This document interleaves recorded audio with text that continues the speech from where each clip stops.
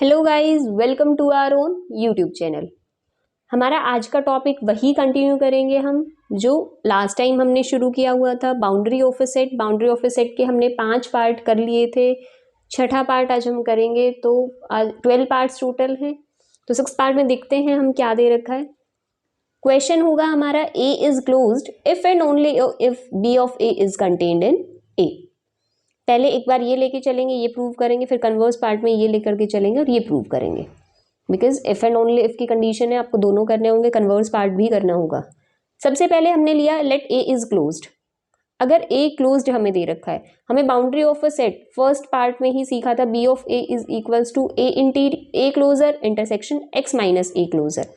अब हमें पता है अगर ए सेट क्लोज्ड है, अगर सेट ए क्लोज्ड है तो इसका मतलब उसका क्लोजर सेट के ही इक्वल होता है, ये हम पढ़ चुके हैं। So B of A is equals to A intersection X minus A closure कहा जा सकता है। अब अगर बी ऑफ ए इन दोनों के इंटरसेक्शन के इक्वल है, it means B of A इसमें कंटेन होगा, यही हमें प्रूव करना था। कन्वर्स पार्ट में हम लेकर के चलते हैं, let B of A is contained in A. B of A इसमें कंटेन्ड है, तो सेकेंड पार्ट में हमने किया था A closure minus A interior. आपको ये चीज़ जो है किसी पर्टिकुलर क्वेश्चन में कोई भी पार्ट अगर यूज़ हो रहा है तो वो थोड़ा सा माइंड में लेके चलना है कि हम इस चीज़ को ये प्रूव कर रहे हैं तो ये यूज़ हो सकती है। ओके, अदरवाइज आपको फर्स्ट पार्ट तो 100% याद होना चाहिए, फर्स्ट पार्ट और बी ऑफ ए की डेफिनेशन। अगर वो याद नहीं है तो कोई क्वेश्चन नहीं हो पाएगा बाउंड्री ऑफ अ सेट का।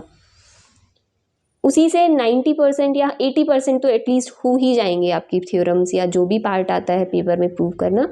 कोई क्वेश्चन ऐसा होता है जिसमें अलग पार्ट अप्लाई हो जाता है। A closure minus A interior is contained in A. अब ए दोनों साइड अगर हम ए इंटीरियर को का यूनियन लेते हैं तो A closure minus A interior union A interior contained in A union A interior. A union A interior क्या होगा? A set. क्यों? क्योंकि ए इंटीरियर तो ए में ही कंटेन होता है, तो कंप्लीट सेट ए ही आ जाएगा इसके साथ यूनियन करोगे तो, क्योंकि इसमें ए इंटीरियर तो कंटेन है ही है। सो यहाँ से देख के आ गया है कि A interior is contained, A closure is contained in A. लेकिन हमें पता है every set is contained in its closure. So हम ये कह सकते हैं A is equals to A closure. अगर किसी सेट का क्लोजर अपने ही सेट के इक्वल आ जाए, इसका मतलब हम प्रूव कर चुके हैं वो चीज़ें कि वो सेट कैसा होता है, क्लोज्ड। जहाँ मैंने क्लोजर टॉपिक पढ़ाया था वहीं ये थी, ये थ्योरम थी कि A is equals to A closure. अगर ये है तो ये क्लोज्ड होता है वो set, if and only if वाली कंडीशन थी। अगर आप भूल गए हैं तो टोपोलॉजी की स्टार्टिंग की वीडियोस में टॉपिक है क्लोजर ऑफ अ सेट, उसमें आपको मिल जाएगी ये थ्योरम। सेवेंथ पार्ट है A is open if and only if B of A intersection A is equals to 5। अगर सेट ओपन है, जब हम बोलते थे सेट क्लोज्ड है तो क्लोजर के इक्वल होता था। जब हम ओपन वाला कर रहे थे तो उसमें क्या था, किसी भी ओपन सेट के लिए उस सेट का इंटीरियर सेट के ही इक्वल होता है। A interior is equals to A. B of A equals to क्या है, A closure minus A interior. ये सेकंड पार्ट है वही जो हमने लास्ट में अभी अप्लाई किया है, A closure minus A interior. अब बी के साथ इन दोनों साइड अगर हम इंटरसेक्शन ले लें ए का, क्योंकि बी ऑफ ए हमें मिल गया है, हमें चाहिए B of A intersection A. B of A हमें मिल गया, दोनों साइड इंटरसेक्शन लेते हैं। अगर हम दोनों साइड इंटरसेक्शन लेते हैं, ए इंटीरियर इसमें क्या है, ए क्लोजर में से ए इंटीरियर को निकाला गया है और इंटरसेक्शन लिया गया है ए इंटीरियर के साथ ही, तो कैसा होगा, वो ऑब्वियसली 5 ही आएगा। और यही चीज़ हमें प्रूव करनी थी। तो एक बार ये लेट करके ये हम प्रूव कर चुके हैं, लेकिन इफ एंड ओनली इफ की कंडीशन है तो ये लेट करके ये भी प्रूव करना होगा। तो इसका मतलब कन्वर्स पार्ट भी हमें प्रूव करना पड़ेगा इसमें। तो सो कन्वर्स पार्ट के लिए हम ये देखते हैं। लो, लेट कर लिया B of A intersection A equals to 5। B of A की वही डेफिनेशन लगाई, सेकेंड पार्ट यूज किया, A closure minus A interior. अगर ये ज़्यादा मार्क्स में आए तो आप इस चीज़ को यहाँ से यहाँ तक कैसे पहुँचे प्रूव करके दिखा सकते हैं, और अगर आपका कम है तो एज ए रिजल्ट यूज़ करना है। अब A closure minus A interior intersection A equals to 5, इस चीज़ को हम क्या लिख सकते हैं, क्योंकि हमें क्वेश्चन में क्या दिया गया है, ए माइनस बी। अगर इसको ए और इसको बी हम कंसीडर करते हैं तो ए माइनस बी के लिए सेट थ्योरी का भी रूल होता था, A minus B equals to A intersection X minus B. वही चीज़ हमने इसमें यहाँ अप्लाई किया है, इसको ए मान लो, इसको बी मान लो, तो सेम चीज़ यहाँ अप्लाई की और यहाँ लिख दिया। अब ए इसको अंदर लेके जा रहे हैं, A closure intersection A intersection X minus A interior. Simply सिर्फ एसोसिएटिविटी लगाई है, अभी कहीं नहीं गया है, एसोसिएटिविटी है, इसको यहाँ ले आए हैं, इसको यहाँ ले आए हैं। अब ए कंटेन्ड इन ए क्लोजर होता है तो इन दोनों का इंटरसेक्शन क्या आएगा, ए, क्योंकि यूनियन होता है तो बड़े वाला सेट आ जाता है जिसमें कंटेन हो, और अगर इंटरसेक्शन हो तो जो सेट कंटेन होता है दूसरे में वही आंसर आता है। सेट थ्योरी का रूल है तो सिंपली। सो हमारा आ गया A intersection X minus A interior is equals to 5, A minus A interior equals to 5। अब यहाँ से अगर इन दोनों का इंटरसेक्शन ए सब्ट्रैक्शन जो है वो 5 है, so A is equals to A interior, और जब भी कोई सेट का इंटीरियर अपने सेट के इक्वल आ जाए इट मीन्स वो सेट कैसा है, ओपन।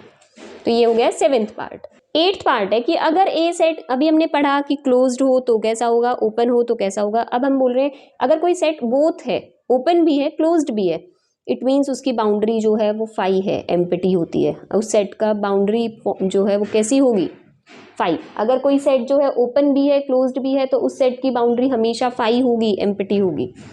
सो लेट करके एक बार ये चलेंगे और ये प्रूव करेंगे, फिर ये लेट करके चलेंगे और इसको प्रूव करेंगे।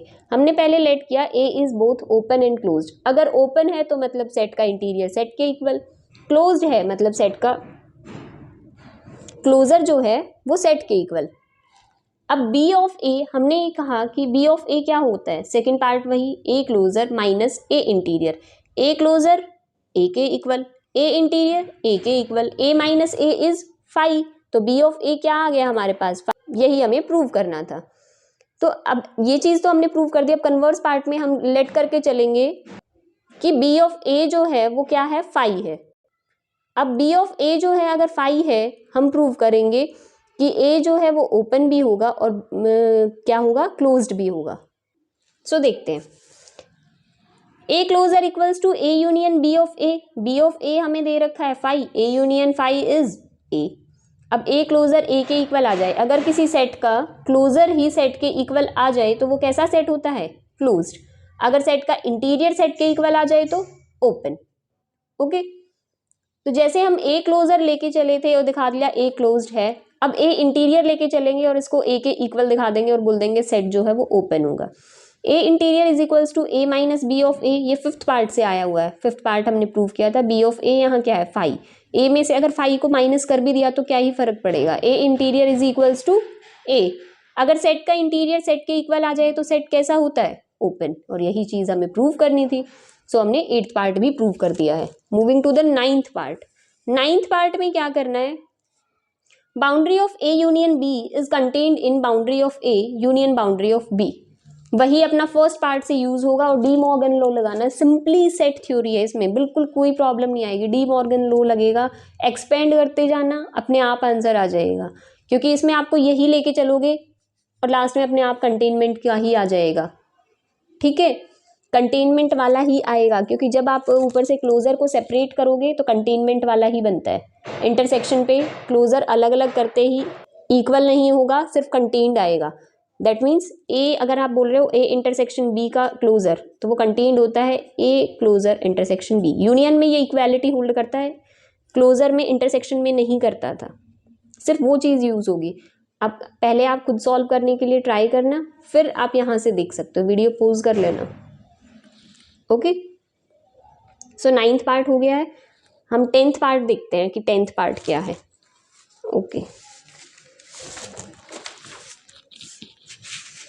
10th पार्ट है B of A intersection B is contained in B of A union B of B. ये भी simply De Morgan law use होगा, इसमें भी कंटेनमेंट अपने आप आ जाएगी। सेम वही चीज़ इसमें यूज होगी। ओके, बिल्कुल सेम पीछे वाला ही, उसी की वजह से कंटेनमेंट बनेगी कि क्लोजर में इंटरसेक्शन में अगर आप अलग अलग करोगे क्लोजर को तो वो कंटेन होता है, इक्वालिटी होल्ड नहीं करता, इस वजह से यहाँ कंटेनमेंट बनेगा। 11th part is B of A is equals to B of X minus A. A की बाउंड्री या एक्स माइनस ए की बाउंड्री कोई डिफरेंस नहीं होता है। ये आप एक प्रूफ की तरह भी सोच सकते हो कि अगर कोई पूछे कि सेट की बाउंड्री या एक्स माइनस उस सेट की बाउंड्री, अगर आप उसको देखो कि सेट की बाउंड्री या उसकी कॉम्प्लीमेंट की बाउंड्री सेम ही होती, इक्वल होती है। चलो लेके चलते हैं, यहाँ से शुरू करते हैं। B of X minus A क्या होता है, आप इसको ये फर्स्ट पार्ट की तरह देख सकते हो। B of A equals to A closure intersection X minus A closure. x minus A closure intersection x minus A क्या होता है, a ही होता है। अब इसमें भी है, इसमें भी, इसको ऐसे लिखो या ऐसे लिखो, ये क्या बन गया, b ऑफ a। यही चीज़ प्रूव करनी थी, सबसे सिंपल है ये तो। अगर इस तरह का आ जाता और ज़्यादा मार्क्स में आए तो जो जो आपने ये लिखा है कि फर्स्ट पार्ट के थ्रू है, तो वो फर्स्ट पार्ट साइड में प्रूव करके दिखा दिया करो। Okay, if a is an open set then b of a equals to a closure minus a, ये हमें प्रूव करना है।